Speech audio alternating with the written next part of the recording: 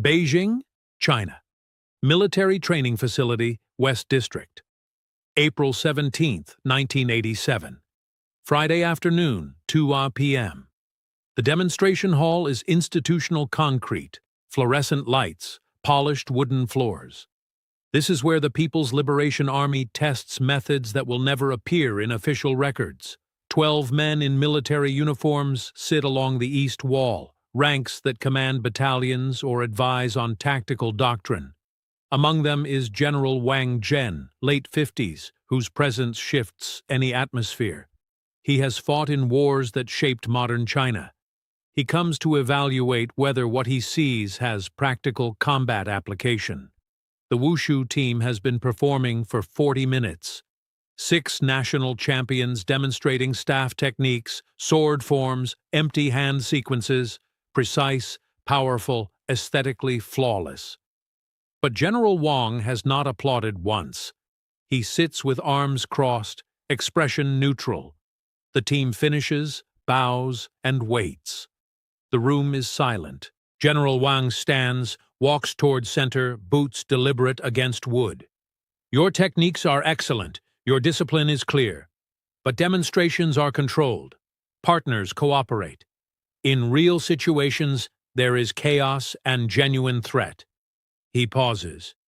I want to see how your training responds to real danger, something unpredictable. The team leader, a 24-year-old athlete who has won gold medals in 3 consecutive national championships, steps forward. General, we would be honored to demonstrate practical application. What scenario would you like us to address? General Wang turns to the side door. Lieutenant Chen, please come in. The door opens. Lieutenant Chen Mei enters wearing Special Forces training uniform, dark green, functional. Hair pulled back, no jewelry.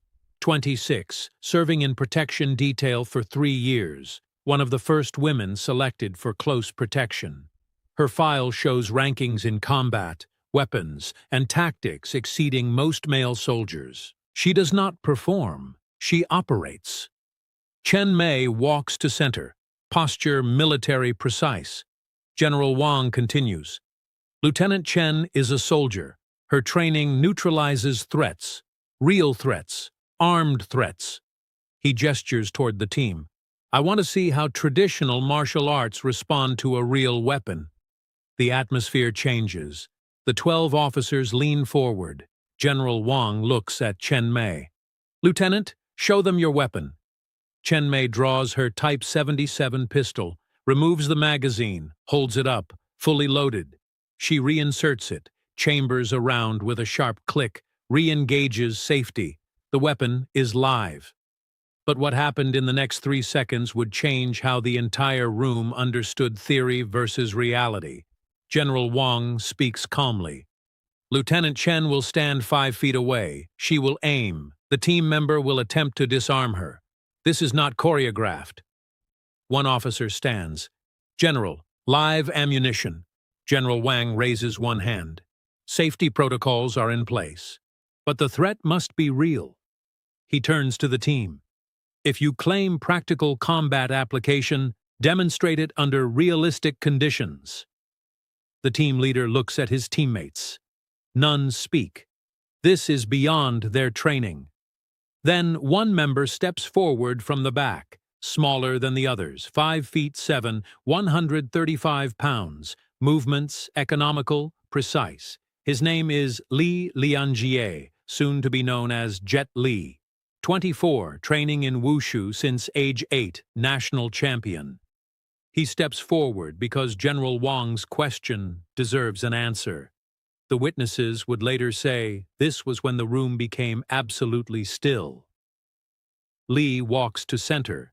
Chen Mei adjusts position, 5 feet away. General Wang steps back. Li stands naturally, hands at sides, breathing steady. Chen Mei's expression unchanged. She raises the pistol, both hands gripping, arms extended, sights aligned on Li's center mass. Her finger moves to the trigger. The safety is engaged, but her thumb is positioned to disengage instantly. General Wang looks at both. Lieutenant Chen, treat this as genuine threat. If protocols require fire, fire. The round is live. He looks at Li. Neutralize the threat without being shot. Li nods once. For 5 seconds, nothing happens. Chen Mei maintains aim. Li stands in place. But those who understand combat recognize he is reading her. Watching grip adjustments, weight shifts, breathing, calculating distances, angles, timing, seeing the invisible geometry between weapon and target. Then Li moves, not backward, forward, directly toward the gun. His left hand rises, fingers extended, impossibly fast with no visible preparation. Chen Mei's training activates. Threat advancing, weapon retention, finger pressure, disengage safety. Her thumb clicks the lever. Her finger applies pressure. The Type 77 requires 4.5 pounds to fire. She is applying it. But Li's hand does not go for the gun. It goes for the barrel, 2 fingers contacting the slide just forward of the rear sight. Not a grab. A redirect, vector change applied with surgical precision. The barrel moves 3 inches left. Chen Mei's finger completes the trigger press. The pistol fires. The sound is enormous. Muzzle flash illuminates Li's face. The bullet exits at 100 feet per second, 3 inches left of his shoulder, impacts the concrete wall, creating a crater. Nobody in that room was prepared for what came next. Li's right hand wraps around Chen Mei's wrist, holding the pistol. His body rotates, hips generating torque, her arm suddenly controlled, extended, locked at an angle, making it impossible to rotate the weapon back. Her finger still on trigger, but the gun points at ceiling now. She attempts counter technique, sharp elbow strike backward. Li is not there. He has adjusted position, reading her mechanics before her strike launches. His left hand moves to her left hand on the grip. 2 points of control. He applies pressure, mechanically inevitable. Chen Mei's grip fails. The leverage wrong, angles wrong, physics wrong. Her hands open. The pistol drops. Li catches it, points muzzle down, engages safety, removes magazine, clears chamber. The live round ejects, bounces, rolls to a stop. Total time, 1.2 seconds. The hall remains silent. Gunpowder smell hangs in air. Chen Mei stands with empty hands, breathing faster from adrenaline. She looks at her hands, then at Li, then at General Wang. Li walks to General Wang and presents the pistol properly. General Wang takes it, examines it, nods. Then he begins to clap. Slow, deliberate. The 12 officers join him. Respectful applause. General Wang speaks with genuine respect. What you just saw is the answer to my question. Practical application under genuine threat. He looks at the team. Your teammate showed that traditional techniques, understood fundamentally, trained with realistic pressure, do not become obsolete facing modern weapons. They adapt. He turns to Li. You understood the real problem. The person holding the weapon has limitations. Reaction time, body mechanics, decision speed. You exploited those faster than her training could respond. Li bows respectfully, says nothing. Chen Mei steps forward. General, request permission to speak. Granted. I have trained against disarms for 3 years, never lost retention in live drill. She looks at Li. No preparation, no setup. I do not understand that speed without telegraphing. Li responds quietly. Not about speed, about seeing what happens before it happens. Your body prepared to fire before your finger moved. Weight shifted, shoulder tensed. I reacted to the preparation, not the trigger pull. Chen Mei performs a formal military salute, first to General Wang, then to Li. I request permission to observe his training methods. The officers begin standing, asking questions. General Wang raises his hand. This demonstration will not be discussed outside this facility.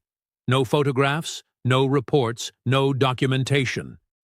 What you witnessed remains between us. Understood?